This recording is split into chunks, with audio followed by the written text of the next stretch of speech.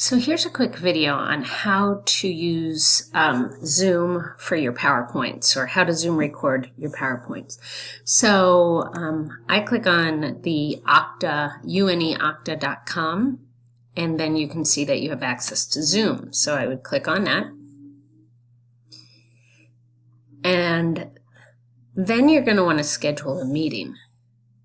So hit schedule a meeting, even if it's a meeting for just yourself. And I'm going to make this a practice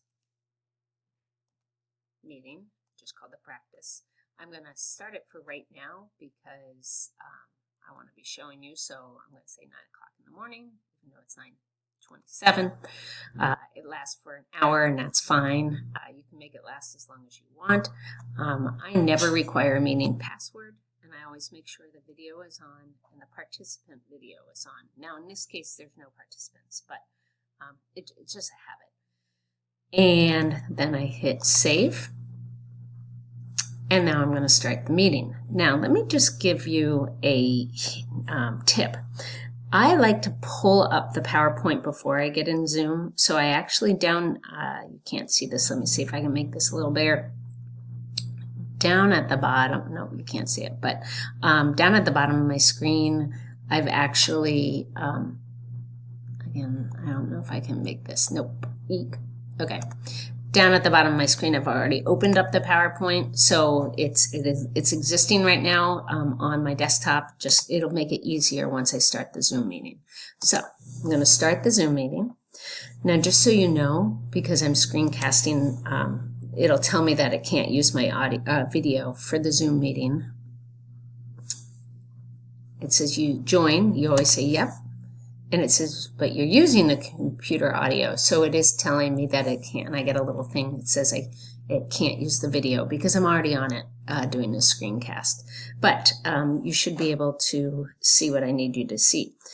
Down at the bottom, and again, I don't know if you can see this, but you can kind of see the very top of it.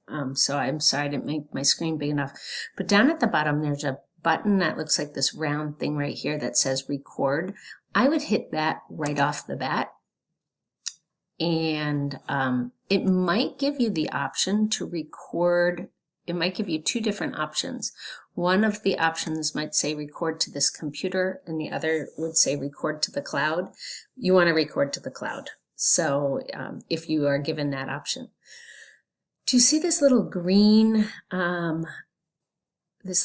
arrow underneath that? And I'm sorry, you can't see it on my screen, but trust me, it says underneath share screen.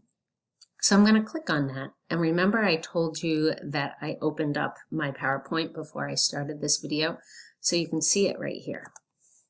So I'm going to click on it, share it, and now my audience can see my PowerPoint. I'm going to start the PowerPoint. This is a PowerPoint I used for a conference. I'm going to start the PowerPoint from the beginning. And now I'm just going to talk through my PowerPoint. Whatever I wanted to say about each slide, and I just kind of talk through it. When I'm done, escape it. When I'm done, do you see actually it says stop share? That's exactly what I want to press. Actually, I'm going to want to push stop share. It's stopping sharing, and I'm going to hit the record button again. It's not showing me that, but nevertheless, I want to end the meeting because I'm done. So I'm going to hit end meeting. It's going to say end meeting for all. I'm going to say yes.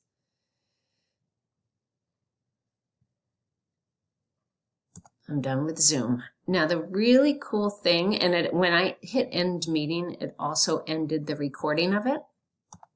So the really cool thing about what's going to happen next is when in about 5 minutes, I'm going to get a link. It's going to look like this. It said your cloud recording is now available, and share recording with viewers right here. You click on that link,